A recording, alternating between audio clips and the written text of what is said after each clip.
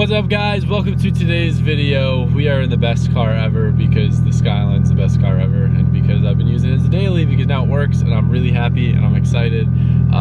Starting off this video, this isn't something I normally do, but we did a live premiere last night, and I made a joke that kind of made Colette uncomfortable. I'm sorry about that. And I was like, yo, if someone did this, then I would do this. And long story short, very generous guy by the name of Harold did a very large super chat. There was no way that I could refund him or take it back, and all that he asked for was a shout out in the video. So I told him, I said, you know what, in the intro to tomorrow's video, I will shout you out, Harold. So I appreciate you, Harold. I think Colette appreciates that all you wanted was a shout out and not the alternative. Yeah, it was very nice of him. He's like a great guy. But you know what, Harold, this is also for you. Get it? You get it? No. Wow. Thanks, Harold. No, no thank you. Harold is a nice guy. You took this to another level. I don't think Harold wants that. Does Harold actually exist? Or is Harold like a... What is it? Me. What? Are you Harold? Am I Harold? That'd be funny. Is that your burner account? That would be funny. No, it wasn't me, but yeah. We're, so here's the problem, guys.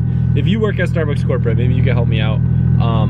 On the mobile online ordering app, for whatever reason, for months, I haven't been able to order blonde espresso. It sounds like a really meaningless problem, I know.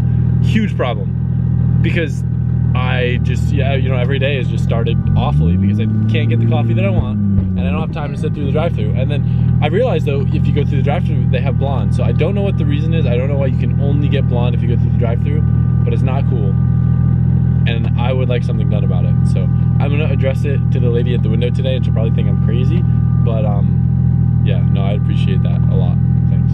One thing I'm pretty excited about, I actually picked up a set of scales so I can, from now on, weigh builds and kind of see, you know, when we make changes, whether it be a titanium exhaust or something else, we can know exactly the difference in weight. We can corner balance cars if we want. But more or less, I have a lot of builds that I have no idea what they weigh just because we don't have scales. So I'm curious, for something like this, that, you know, weighs, I believe, 3,000 pounds from the factory, I'm curious, with the modifications and everything that's gone into it, what will it weigh? My guess is, because of the fact that a lot of the heavier stuff is removed from the car in terms of like emission stuff, exhaust, etc., I'm guessing this car is gonna be somewhere in the mid 2800s. But now that we've got a scale, we can check. I'm excited. Before I lower it down, let's make sure this thing's zeroed. I'm really curious what this thing's gonna weigh. Drum roll. And we're actually over 3,000 pounds. That's heavier than I thought. Mind you, this car doesn't have really any weight reduction or anything done to it, so still has all the sound deadening, full interior speakers. Alberto, what's your guess? 28. 3,050. It's heavy. Oh my god. I thought it'd be less. It should have been less. Why is this car so fat? The CD probably weighs a little bit more than an RB20 Trans. I did forget about that. But so this car, in order to run Pro 2, it will need like some serious weight reduction because it still needs a cage and it needs to be 2,900 pounds. Remember, it's full interior and has speakers and all the sound deadening still. But that's kind of crazy. Since the factory weight is about 3,000 pounds, I thought for sure it would be less. But Less than we have so much. yeah. But I don't know. It's still interesting to know, because see here, I thought this car weighed a lot less. So that means this thing's real fast if it's pulling on cars and weighs what it actually does. What this means, Alberto, if you let go, it means that this car definitely needs to be corner balanced, because there's way more weight on these. Wait, actually, I don't know. There's a lot of weight on that corner. Yeah, well, on that corner and the rear corner. That's weird. Huh. Yeah, well, you sitting in there too. True. I definitely need to learn how to understand what everything means a little bit more, but what is kind of interesting, it is 48 rear, 52 front, which isn't that bad. All right, so I'm gonna get in the car now and we're gonna see how the corner weights are. From what I understand, if we have like way higher left front and right rear, we'll want to raise the car on the right front and left rear, and that'll put more weight on them, take a little weight off here, and we'll have better traction on the four wheels. So that could potentially help with some of my grip issues. How much, I don't necessarily know, but something worth trying.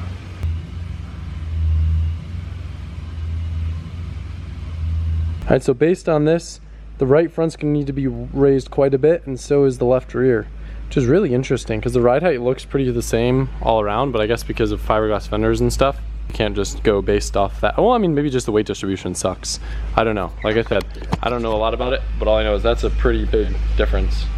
So if I'm correct, that would mean that essentially there feels like there's 300 pounds more on the right rear wheel. So by changing these around, we'll kind of move some weight from this to this and this to this, and then we'll have a little bit more grip equally distributed. So will it grip better? Maybe a little bit? I don't know. Do drag racers corner balance cars? I don't know. Well, but it's different because the car like twisted, right? Wait, twisted.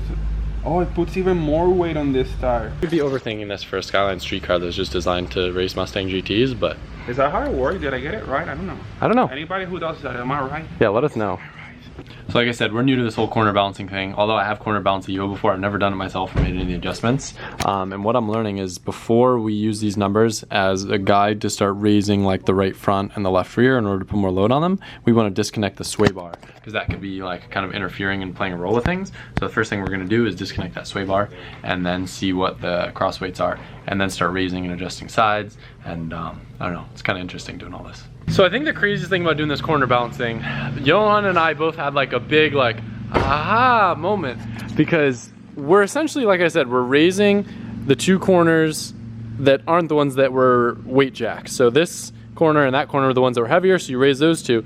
But I was mad because this is the side that actually needed to be raised. But cosmetically. Yeah, cosmetically. Yeah. Well, not only that, because it was rubbing real bad. Right. So by raising this side and raising that side, because we're taking weight off this, it's actually raising this side too. So even though it seems like we're just raising, you know, two opposing sides, it's actually raising this too. Because before I was tucking tire a little bit, and now it's getting to the point where I might say instead of just keeping on raising the other sides, we can start to lower the other sides and achieve the same effect. So I'll hop in the car right now, and then you want to take the camera and just film where we're at now? Yeah.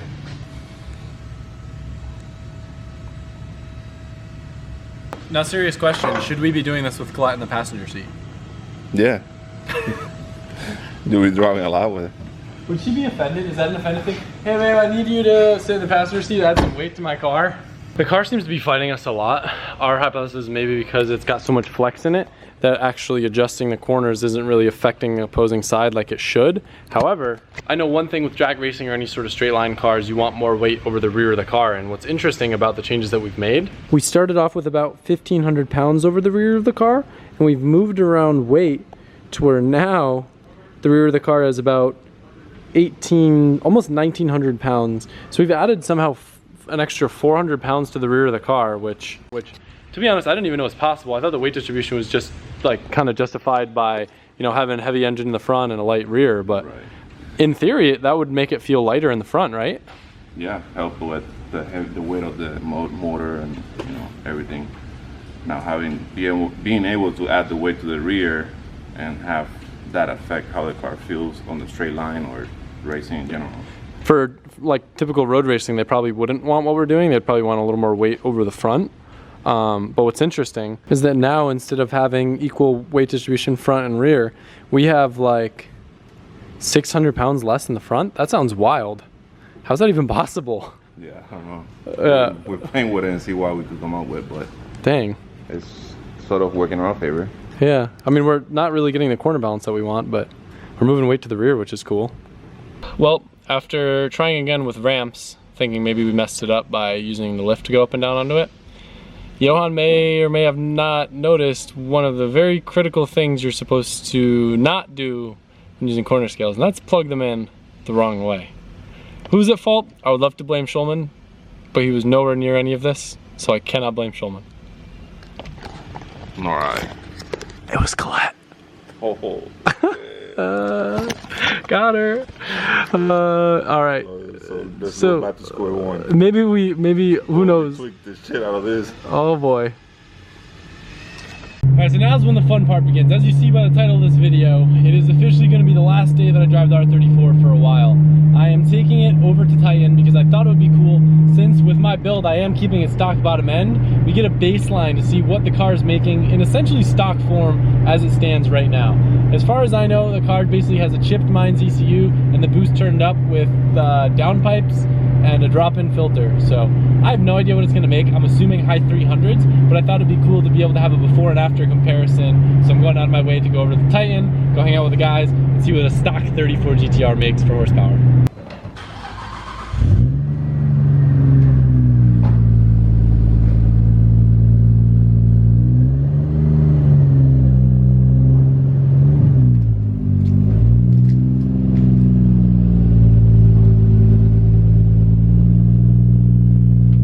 Pulling up.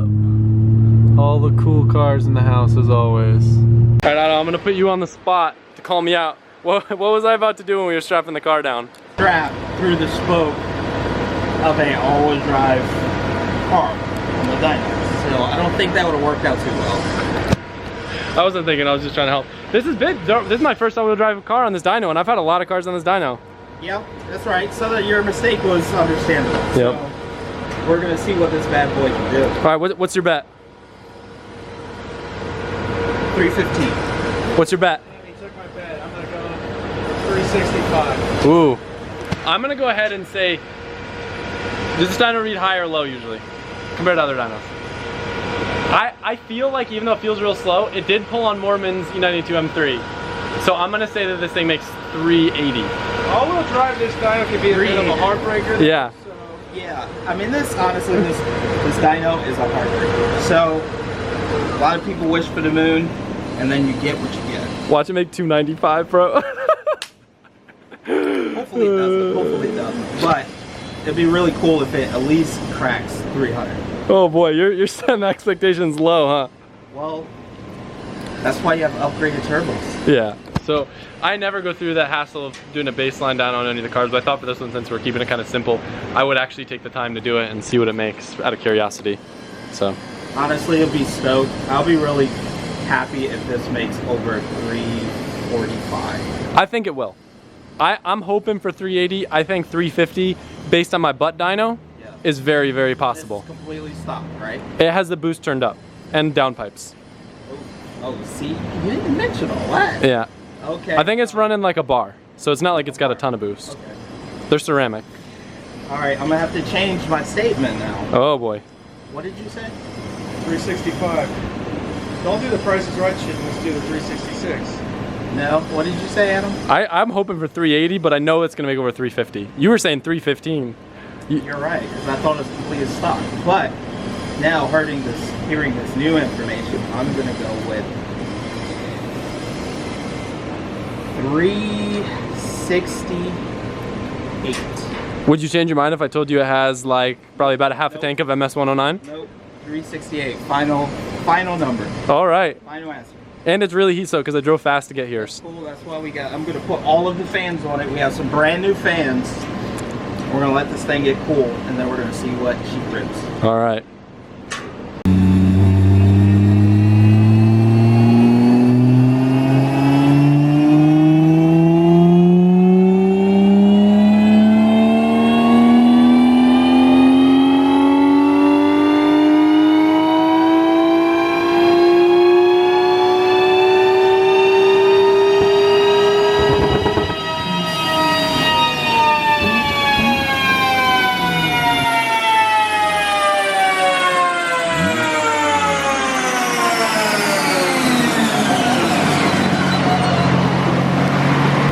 And we've got a whopping 350 horsepower. Heard a very small miss up towards the top. I think I got a little mad, but 350, bro, not bad. Oh wow! She's fast, dude. That's exactly what it is. Seeing as this car is like probably designed from the factory to shift around like 7 or 8 grand, that's a pretty solid like chunky power band up there. It's just the problem with 34s is the gearing's so long that you end up falling back down to here between shifts. So that's why a lot of people do 411 gears so they can live in this region up here. And that is one thing that we're gonna do. But The fun region. yep. Good to know, now we've got our baseline. I'm hoping when I come back, it'll be like Very linear. yeah, way Big boost. yeah.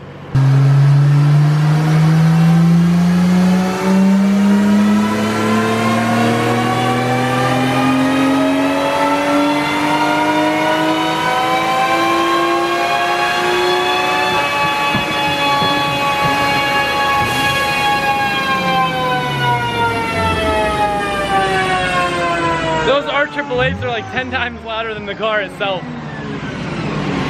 It's gonna be a while before I drive this thing again, but I am very, very, very excited to finally tear into it. The last time we'll ever see this poor thing running. God, it's so pretty.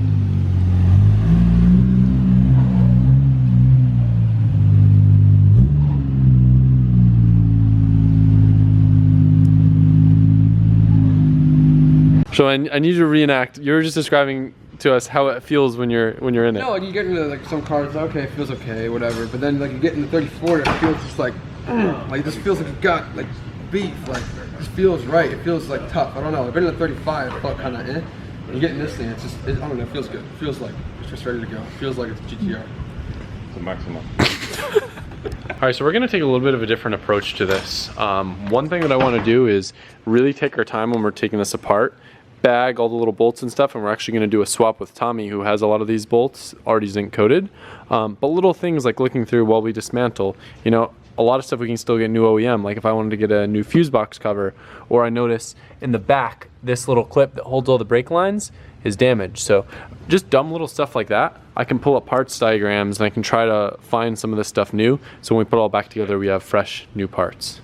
But before we do anything, I do wanna just compression test the engine right off the bat, since we are keeping a stock bottom end, to just know that we're working with a healthy engine in case I need to overnight a short block from Japan or something. Overnight? You crazy? Well, you can do whatever you want. I'll be dirty block, bro. Eventually, maybe. We'll see. But we gotta get this hood off. I think we're actually gonna saran wrap the whole car too to be safe with it. We'll take this hood off. What do you wanna do, hang it so it doesn't get damaged? Yeah. That'd be kinda cool, yeah. Yep.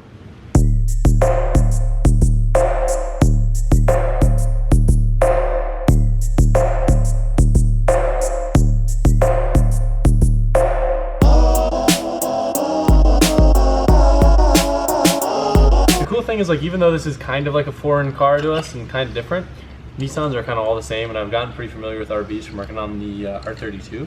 So delving into this, it isn't like I'm scared or anything's really weird or confusing.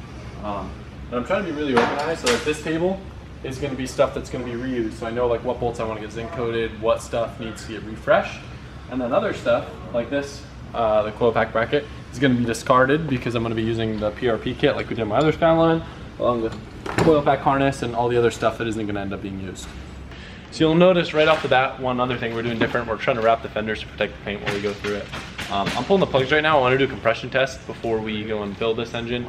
Part of me is hoping that there'll be some like sort of crazy mods in it. A lot of times these GTRs go for sale at auction and they had a built motor or cams or stuff, and you know, they'll pull off the easy to pull off parts like turbos and stuff, throw a stock ECU back on it just to sell it and make some of their money back, but usually leave the built engine. So I doubt it has one, but you never know.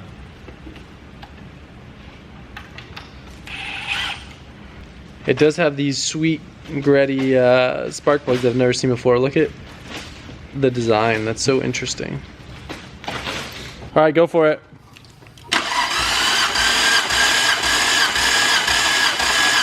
Stop.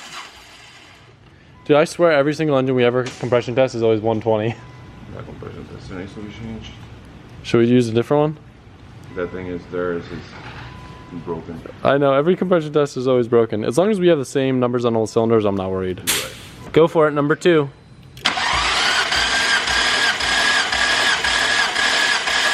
Stop. All right, give it to me, Shulman. Number 3. All right. And number 4 coming up.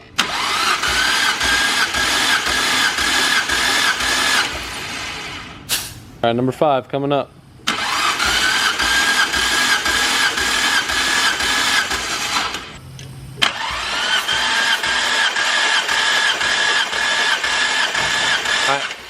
I was holding my thumb on it at first. Did you see that? Okay. I mean, I thought you were laughing, but. All right. She's healthy enough to be doing what we're finna be doing to her. Dude, I'm still geeking out. Like, this is actually like a pretty clean RB. Just looking at all the zinc still on the fuel rail. And Did you break any plugs on the coil packs? no. Yeah, you're right. That's pretty good. Yeah. Or like how clean the intake manifold is on it. That's That sick. and it's just how clean it looks in there. Usually RBs or JCs like full of oil and water, and it's mainly from sitting at the jar and collecting water from rain and stuff like that. But I will tell you guys, there's been a lot of stuff going on lately about really bad imports being brought in. Just don't even pay attention to the mileage on cars. Just look for the cleanliness of the engine, because 99% of the cars you get over here have swapped clusters anyway. So like when I got this car, you know, it has a Nismo cluster in it. It has paperwork from when it was swapped. You don't really know. So I just compared it to a couple other ones that I looked at, and you just kind of compare, look for little stuff like corrosion, rust, wear on seats. I mean, even a lot of that stuff's changed just to make cars look nicer. So you look for the dumb stuff that people don't change, or that's a pain to change, like an intake manifold or fuel rail or little lines and stuff, just to get a good idea of the actual age or condition of a car.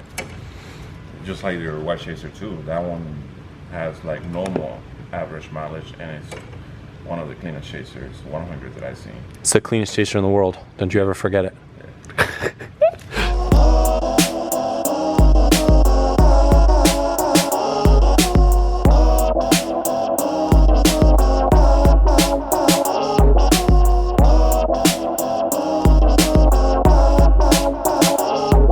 Now, I'm not even sure if it's possible to actually take the engine and drivetrain out of this up through the bay. It might be, but we're not going to even risk trying, because when you do that, it's very easy to damage either the cross member or the firewall. So we're going to do it the way that Tommy always does it. We're going to use the table jack that we borrowed from our neighbors over at PSI to basically lower it out of the car with subframe, front suspension, and all. All right, going down. More? Yeah. Hold it. I say we go up with a lift instead of going down with that. Yeah. I'll bump it slow. You want to watch to make sure nothing gets caught? It looks pretty evenly balanced. All right. How are we looking?